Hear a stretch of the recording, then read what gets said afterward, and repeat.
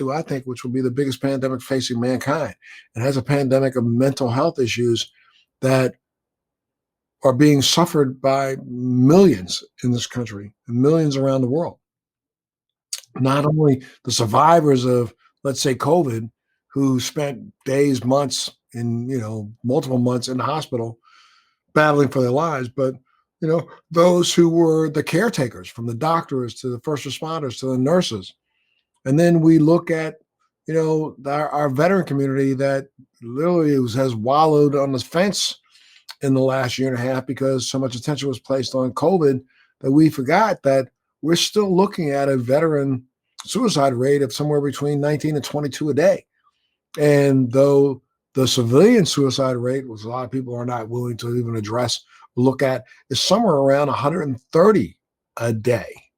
So this is something that we're going to be faced with for the next few years. And if there are options out there that heretofore were not considered, legitimate, they're being considered legitimate today. And I'm glad that you're here to talk about them, sir.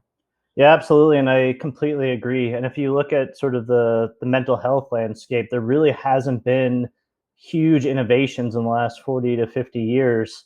And what we're dealing with is almost a reemergence of this information. So whether it's cannabis, whether it's psychedelics, a lot of these substances were already studied in the 60s and the 70s, but it was because of fears, because of stigmas, because of policy, the drug war that just pushed them all underground. And it's somewhat of a tragedy because so many people have been suffering.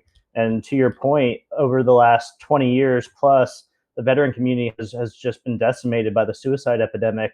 And despite hundreds of billions of dollars going to suicide prevention, suicide awareness, the VA's numbers have not improved.